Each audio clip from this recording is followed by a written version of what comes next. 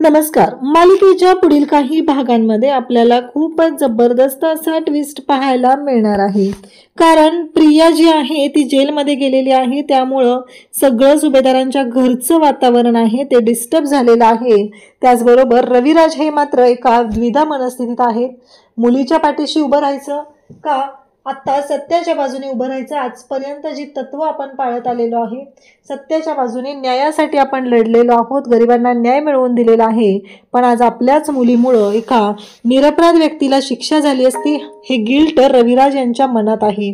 त्यामुळं रविराज सुद्धा थोडासा विचार करत आहेत की नक्की काय केलं पाहिजे. या गोष्टींचा विचार रविराज यांच्या डोक्यात सुरू आहे. तर नक्की काय होणार आहे. आणि त्याचबरोबर घरी आल्यानंतर मधुभाऊ एका गोष्टीचा खुलासा करणार आहेत आणि ते जेव्हा सगळ्यांच्या कानावरती पडणार आहे तेव्हा मात्र सर्वांना धक्का बसणार आहे. सगळेजण म्हणणार आहेत की कसं शक्य आहे. आणि कारण गाठोडं तर प्रियाच्या रूममध्ये सापडलेलं होतं, हे कालच्या व्हिडिओमध्ये आपण पाहिलेलं होतं. आज नक्की कोणता खुलासा होणार आहे ते आपण पाहूया. त्यासाठी हा व्हिडिओ शेवटपर्यंत पहा. त्याचबरोबर चॅनलवरती नवीन असाल तर चॅनलला सबस्क्राईब करा, व्हिडिओला लाईक करा. तर इकडे आता प्रिया आणि त्याचबरोबर साक्षी या दोघींनाही शिक्षा सुनावलेली आहे. साक्षीला तर आता इकडे जन्मठेपेची शिक्षा झालेली आहे, तर प्रियाला 7 वर्ष तुरुंगवास झालेला आहे. कारण प्रियाने काहीही केलं तरीही प्रिया या शिक्षेतून सुटणार नाही, ही गोष्ट मात्र तेवढीच खरी आहे. कारण प्रियाने कितीही कांगावा केला तरीही तुला यातून आम्ही बाहेर येऊ देणार नाही, हे सगळं सायली बोलत असते. सायली म्हणत असते की एक गोष्ट लक्षात ठेव प्रिया, कारण तू ज्या पद्धतीने वागलेली होती ती पद्धत तुझी चुकलेली आहे. तू सत्याच्या बाजूने उभी राहिलेली नाहीस, असं म्हणत सायली प्रियाला बोलत असते. आणि त्याचबरोबर ती साक्षीकडे जाते. कारण प्रियाचं तर पूर्णाची कल्पना या दोघींनी थोबाड रंगवलेलं असतं. आता नागराजला मात्र भीती वाटायला लागलेली असते की हे सगळं काय होऊन बसले. या तन्वीनं म्हणजे प्रियाने जर तोंड उघडलं तर आपण तोंडावर पडणार नाही ना, अशी भीती नागराजच्या सुद्धा मनात आहे. त्याचवेळी प्रिया आणि साक्षी तिथं असतात. सायली साक्षीकडे जाते आणि साक्षीला म्हणू लागते, तुझ्याशी तर ना माझा कधीच संबंधच नव्हता, तुझ्याशी ना मला देणं घेणं आहे. माझ्या वडिलांना तुझ्यामुळे शिक्षा होत होती, ही गोष्ट मात्र मी कधीच होऊ देणार नाही, एवढं लक्षात ठेव. कारण काहीही झालं तरीही तू ज्या पद्धतीनं वागलेली आहेस त्यामुळं माझ्या वडिलांना जेलमध्ये जावं लागलेलं होतं. पण शेवटी न्याय हा सत्याचाच झालेला आहे, विजय हा सत्याचाच झालेला आहे, असं ती बोलत असते. त्यानंतर ती प्रियाकडे येते. प्रिया म्हणत असते की सायली मला माफ कर ना गं, कारण मला नाही जायचं गं जेलमध्ये. प्रियाला खरं तर खूप भीती वाटत असते.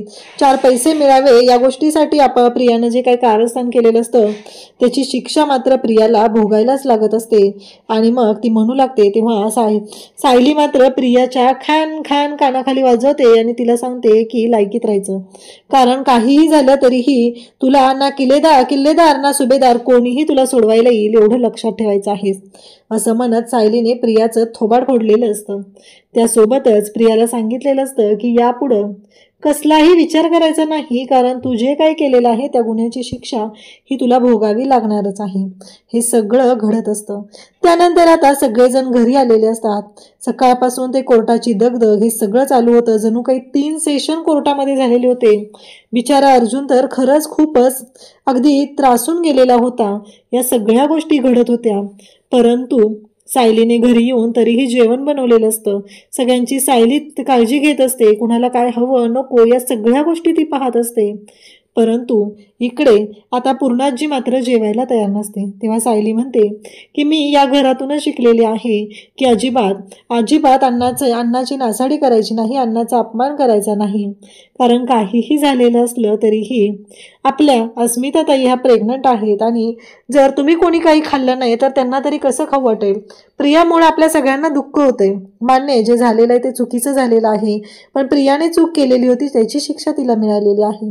अस्मिताताईला पण सायली भरवते आणि त्यानंतर पूर्णाजीला म्हणते की पूर्णाजी प्लीज तुम्ही खा ना, असं म्हणत सायलीने प्रेमाने पूर्णाजीला घास भरवलेला असतो. त्याचबरोबर सगळेजण तिथं असतात. मधुभाऊंनाही जेवण दिलेलं असतं. प्रतापही तिथं असतो. प्रताप म्हणत असतो की खरंच मधुभाऊंच्या बाबतीत जे घडलेलं होतं ते खूप चुकीचं होतं, पण आपला अर्जुन हा खरंच धडाडीने ही केस लढला. आज म्हणून त्यांनी मधुभाऊंना न्याय मिळवून दिलेला आहे, अन्यथा निरपराध व्यक्तीला शिक्षा झाली असती. हे सगळं बोलणं सुरू असतं. इकडे आता प्रतिमाला जेव्हा ही गोष्ट कळते तेव्हा प्रतिमाला तर धक्का बसलेला असतो. प्रतिमा म्हणते की बरोबर आहे, कारण मला ना यामध्ये एवढं काही असं नवल वाटत नाहीये, कारण आपली तन्वी कशी आहे ना हे आपल्या सगळ्यांना चांगलंच माहिती आहे.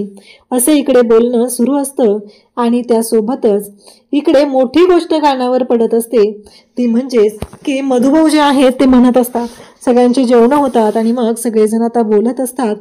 तेव्हा मात्र इकडे प्रतिमा रविराजला म्हणते की मला मधुभाऊंकडे जायचं आहे आणि मला त्यांची भेट घ्यायची आहे, कारण माझ्या मनात काही शंका आहेत, त्या शंकांचं निरसन झालं पाहिजे असं तिचं म्हणणं असतं. म्हणून तिने आता मधुभाऊंकडे येण्याचं ठरवते. मधुभाऊंकडे आल्यानंतर इकडे मधुभाऊ मात्र बोलत असतात. मधुभाऊ म्हणत असतात की मला ना प्रिया जी आहे ना तिच्याबद्दल खरंच शंका येते, म्हणजे ती प्रतिमाताई आणि रविराज सरांची जी मुलगी आहे, रविराज साहेबांची, यावर विश्वासच बसत नाहीये, कारण हे शक्यच नाहीये, कारण ते दोघं एवढे निर्मळ आहेत. हे बोलणं त्यांचं चाललेलं असतं. तेव्हा मधुभाऊंना सगळेजण म्हणत असतात. मधुभाऊ म्हणतात की जे झालं ते झालं, गंगेला मिळालं, शेवटी ती माझी पण लेकच आहे ना, लहानाचं मोठं केलंय तिला, या अंगाखांद्यावर वाढवलंय मी तिला, खेळवलंय मी. परंतु सायली जी आहे ना ती माझी पहिल्यापासून साऊ, म्हणजे खरंच गुणी सद्गुणी, प्रत्येक वेळेस समजून घेणारी, सगळ्यांशी प्रेमाने वागणारी, कसं आहे जणू काही रुक्मिणीचा अवतार आहे तो. तेव्हा पूर्णाजी, कल्पना, प्रताप असं म्हणतात की तुम्ही असं कसं म्हणालात, रुक्मिणीचा अवतार आहे म्हणजे असं का बोलताय मधुभाऊ, तुम्ही नक्की काय कारण आहे याच्या मागे, असं मधुभाऊंना विचारू लागतात. तेव्हा मधुभाऊ म्हणतात की अहो खरंच रुक्मिणीचा अवतार आहे सायली माझी. तेव्हा पूर्णाजी म्हणते पण कारण काय आहे, तुम्ही असं का म्हणताय की सायली जी आहे ती रुक्मिणीचा अवतार आहे. मधुभाऊ म्हणतात की अहो माझ्या सायलीच्या पायावरती तुळशीपत्राची खून आहे, तुळशीपत्राची खून जन्माला घेऊन म्हणजे तुळशीपत्राची खून तिच्या पायावर आहे, ती जन्मखून घेऊन ती जन्माला आलेली आहे. तेव्हा मात्र इकडे पूर्णाजी त्याचबरोबर बाकीचे सगळेजण असतात. सगळ्यांना धक्का बसतो. सगळेजण म्हणू लागतात की कसं शक्य आहे, मधुभाऊ काय बोलत आहेत हे. तेव्हा मधुभाऊंना सगळे म्हणू लागतात अहो सायलीच्या पायावर पण तुळशीपत्राची जन्मखून आहे का. मधुभाऊ म्हणतात सायलीच्या पायावर पण म्हणजे तुम्हाला नक्की काय म्हणायचंय, असं मधुभाऊ विचारतात. तेवढ्यातच रविराज आणि प्रतिमाही तिथं आलेले असतात. रविराज आणि प्रतिमा यांच्या कानावरती हे शब्द पडलेले असतात, सायलीच्या पायावर पण जन्मखून आहे. तेव्हा मात्र इकडे सगळेजण बोलत असतात की हे काय बोलतायत, तर इकडे सायलीच्या पायावर पण, मग तेव्हा मधुभाऊ म्हणतात की म्हणजे आणखी कोणाच्या पायावर आहे. तेव्हा सगळेजण म्हणू लागतात अहो आमच्या तन्वीच्या पायावर पण ती जन्मखून आहे ना. तेव्हा मधुभाऊ म्हणतात अहो कसं शक्य आहे, तन्वीच्या पायावर म्हणजे प्रियाच्या म्हणायचंय का तुम्हाला. तेव्हा सगळ्यांना मधुभाऊ सांगू लागतात की अहो नाही, प्रियाच्या पायावर कसलीही जन्मखून नाहीये, तिच्या पाठीवरती जन्मखून आहे हो, तिच्या पायावरती नाहीये. मधुभाऊंना हे सगळं ऐकून सगळ्यांना धक्का बसलेला असतो. सगळेजण म्हणत असतात की हे मधुभाऊ काय बोलतायत. मधुभाऊ म्हणतात हो मी खरं ते सांगत आहे, कारण प्रियाच्या पायावर कसलीच जन्मखून नाहीये, जन्मखून तर सायलीच्या पायावर आहे आणि तेही तुळशीपत्राची जन्मखून आहे. हे ऐकल्यानंतर सगळेजण पाहत असतात. सगळ्यांना धक्का बसलेला असतो. सायलीच्या पायावर तुळशीपत्राची जन्मखून, आणि ही गोष्ट आपल्या कशी काही लक्षात आलेली नाही, असं सगळ्यांचं बोलणं चाललेलं असतं. आणि तेव्हा मात्र सगळे म्हणत असतात की पण हे मधुभाऊ काय बोलताय तुम्ही. तेव्हा मधुभाऊ म्हणतात की हो जे खरं आहे तेच मी बोलत आहे. आता मधुभाऊंनी तर स्पष्टपणे सांगितलेलं असतं की तुळशीपत्राची जन्मखून ही सायलीच्या पायावरती आहे. सगळ्यांना धक्का बसलेला असतो. प्रतिमा म्हणते म्हणून तुम्ही आत्ता बोललात का सायली म्हणजे रुक्मिणी आहे. तेव्हा मधुभाऊ म्हणतात हो ना, जेव्हापासून ती माझ्याकडे आली ना तेव्हापासून ती माझ्या पाठीशी खंबीरपणे उभीच राहिलेली आहे, तिनं कधीच कोणत्याच गोष्टीत असं नाही दाखवलेलं. तेव्हा सगळेजण तिथं असतात, सगळेजण पाहत असतात. सगळ्यांना धक्का बसतो. सायली तिथे येते. सायली म्हणते हो ना, मला लहानपणापासून मधुभाऊ नेहमी म्हणतात मी रुक्मिणीचा अवतार आहे, कारण माझ्या पायावरती तुळशीपत्र आहे. तेव्हा प्रतिमा म्हणते माझी तन्वी पण रुक्मिणीचाच अवतार आहे, तिच्या पायावरती तुळशीपत्र आहे. आता मधुभाऊनी तर स्पष्ट केलंय की प्रियाच्या पायावरती कोणतेही तुळशीपत्र नाही.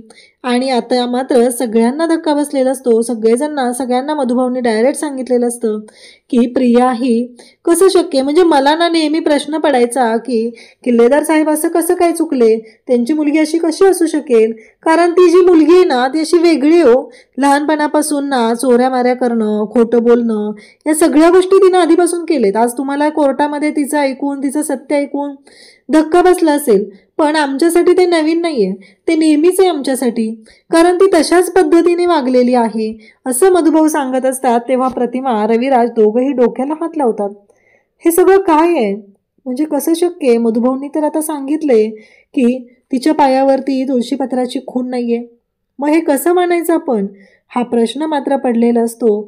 आणि तेव्हाच आता प्रतिमा तिथं आलेली आहे, रविराज तिथं असतात. तेव्हा सगळेजण म्हणू लागतात की म्हणून तर प्रत्येक वेळेस सायलीच्या पायावरती ती जन्मखूण पाहिली जाते.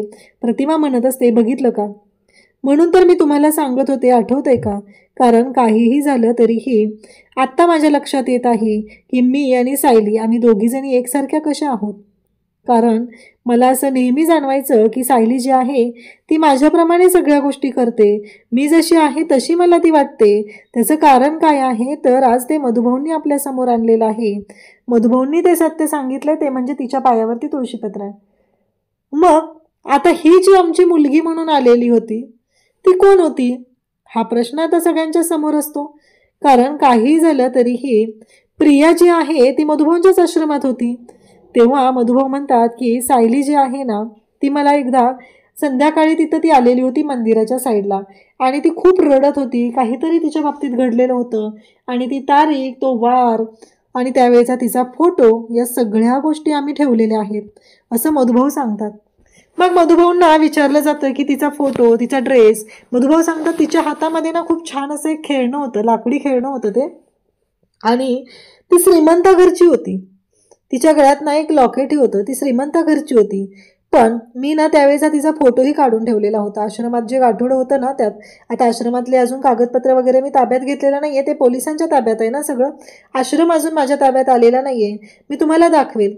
पण इकडे प्रतिमा म्हणते की मला एक विचारायचंय, मी जर आता तुम्हाला आमच्या तन्वीचा फोटो दाखवला तर तुम्ही सांगू शकाल का? मग प्रतिमा आहे ती मधुभाऊंना सांगते. तेव्हा मधुभाऊ म्हणतात की हो नक्की, कारण मला सांगा ती किती होती? तन्वी जेव्हा म्हणजे प्रिया जेव्हा आश्रमात आली ना तेव्हा ती साधारण 2.5 वर्षांची होती, आणि ती ना शाळेच्या युनिफॉर्मवर होती, रस्त्यावर ती अगदी अशी भिकाऱ्यासारखी भटकत होती. तेव्हा मी तिला आश्रमात आणलेलं उचलून. आणि सायली होती ना ती मला मंदिरात सापडलेली, ती मंदिराच्या दिशेने गेलेली होती, आणि मंदिरातल्या मग पुजाऱ्यांनी त्यावेळेस तिथं आमचं बोलणं झालं, आणि त्यानंतर या सगळ्या गोष्टी झालेल्या होत्या. मग मी पोलीस व्हेरिफिकेशन केलेलं होतं, पोलिसांकडे दिलेलं होतं, पण त्यावेळेस ना नेमकी माझी बायको वारलेली होती. मग मी सायलीला घेऊन गावी गेलो.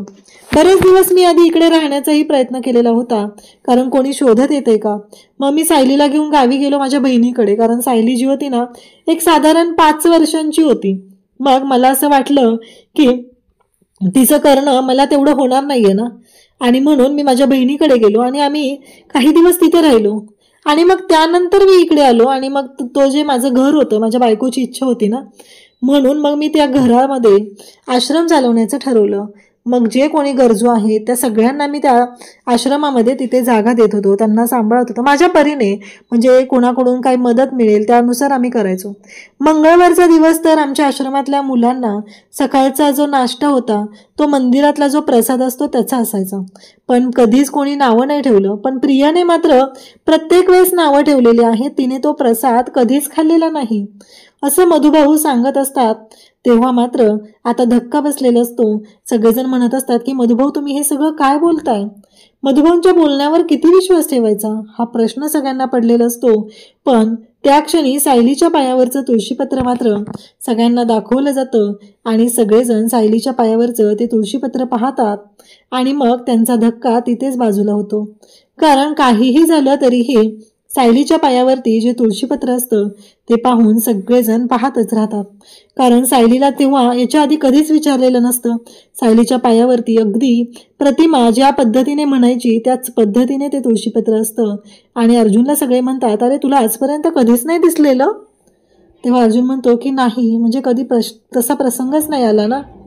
आणि मग सगळेजण पाहत असतात. इकडे अस्मिता म्हणते म्हणजे त्या प्रियाने आपल्याला फसवलंय, आपल्या सगळ्यांना तिने फसवलंय, तिने तन्वी बनून आली, म्हणजे मी तर ना माझी वहिनी झाली पाहिजे ती, म्हणून तिच्याशी मैत्री केली आणि मी सायलीला त्रास दिला. पण इथं तर घडतंय वेगळंच. असं सगळं अस्मिताच्या मनात चालू असतं आणि त्याचवेळी जो अश्विन असतो त्याची अवस्था मात्र खूपच वाईट झालेली असते. अश्विन मात्र कोणत्याच गोष्टींवरती विश्वास ठेवायला तयार नसतो. अश्विनचं असं म्हणणं असतं की शक्यच नाहीये, माझी तन्वी आहे ती अशी वागू शकत नाहीये. परंतु अश्विनची अवस्था बिकटच होत चाललेली असते. मधुभाऊंनी मात्र सर्वांच्या समोर सत्य आणलेलं असतं आणि सर्वांनाच धक्का बसलेला असतो, कारण त्या गाठोड्यामध्ये सापडलेला फोटो हा सायलीचा आहे हे मधुभाऊंनी सांगितलेलं होतं. आणि आता सायलीच्या पायावर तुळशीपत्र आहे, सायली रुक्मिणीचा अवतार आहे हे सांगून मधुभाऊंनी दुसरा धक्का सर्वांना दिलेला असतो. प्रतिमा तर म्हणत असते की माझी सायली ही माझीच मुलगी आहे, कारण सगळ्या गोष्टी आमच्या जुळतात. मी ज्या पद्धतीने राहते, जेवण बनवते, सगळं अगदी माझ्या पद्धतीनं ती करते. तिचे बोलणं, तिचे विचार हे सगळं माझ्यासारखं आहे असं प्रतिमा सर्वांना सांगू लागते. अशाच अपडेटसाठी चॅनलशी कनेक्ट राहा. थँक्यू.